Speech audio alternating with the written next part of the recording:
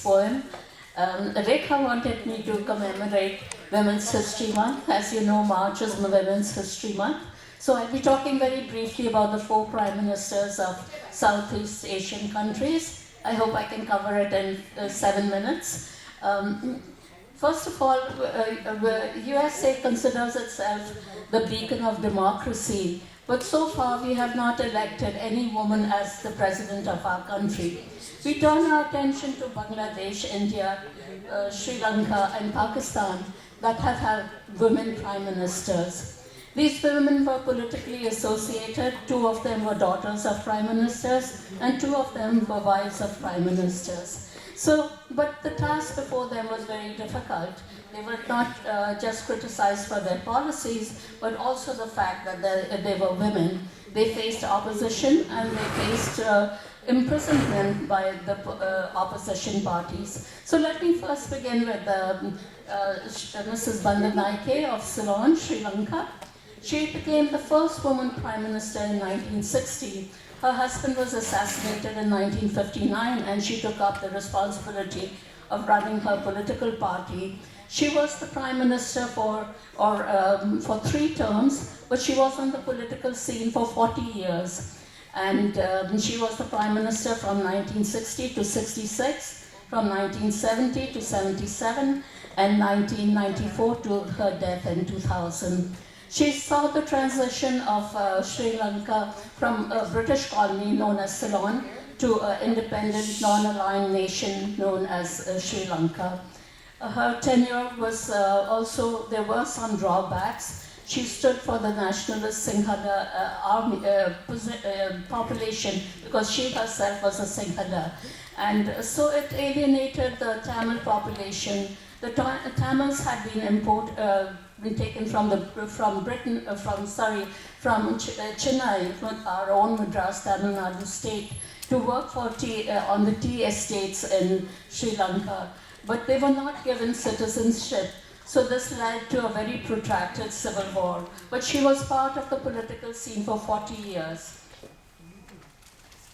We now turn our attention briefly to our own Mrs. Gandhi.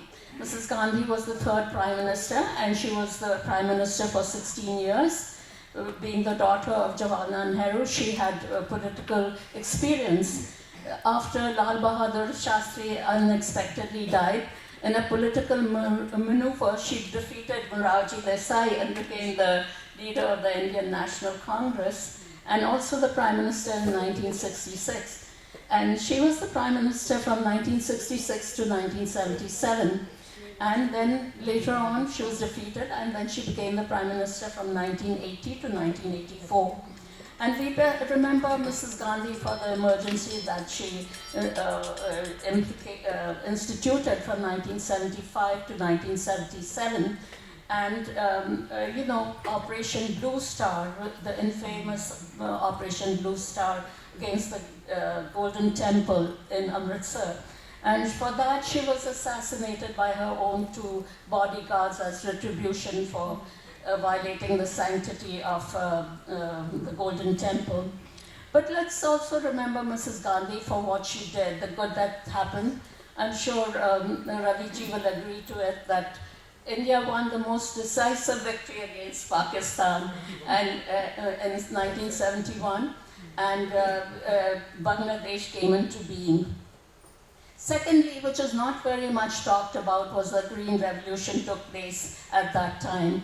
And the food production went up, and India became self-sufficient. She was no longer beholden to the West to import grain. And thirdly, I would say she emerged as the most strong country in South Asia. And it has retained, India has retained her place as the strongest country in South Asia. The next person I want to talk is Benazir Bhutto. She was the daughter of Zulfikar Bhutto, and she was the Prime Minister from 1988 to 1990, and then from 93 to 96. And she played a duplicitous role. She pretended to be a secular woman, modernizing woman for the Western audience, but she did little or nothing to improve the feudal, rural nature of Pakistan. It was just to appeal to the West that she is a modernizing woman. She wants to modernize the Muslim society in Pakistan. But what she did was she brought attention to the fact of the unmitigated power of the Pakistani army and the influx of, the religious people, the religious party having a hold on Pakistani politics. And she was exiled also for some time, and she went to Dubai and Britain. But then she returned in 2006. And for her policies about calling attention to the policy of the army and the religious group, she was assassinated in 2007 in Rawalpindi. And what was suspected was the Al-Qaeda and the Taliban, and of course, again, Raviji would say, the Pakistani intelligence.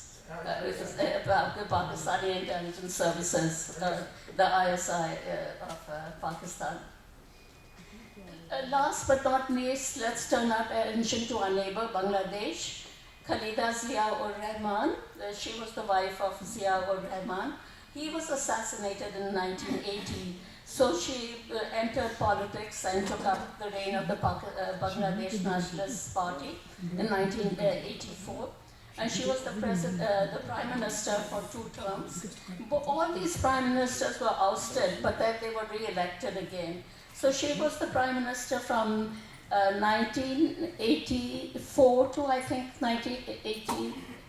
The second term was from 2001 to 2006.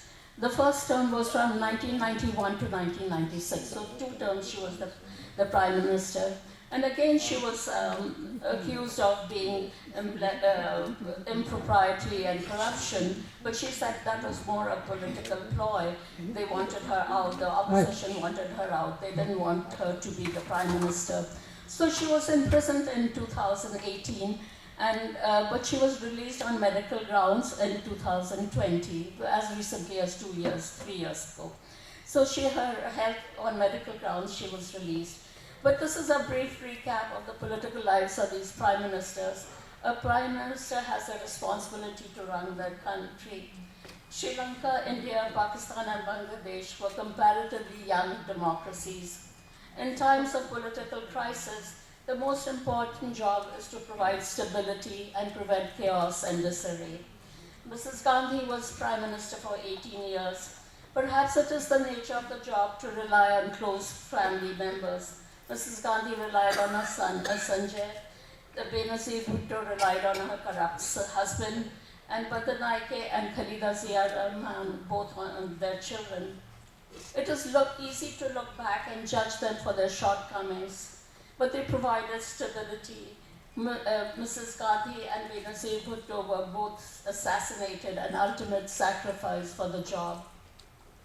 But these women played an important role in the history of their countries and proved women could be prime ministers too. Thank you.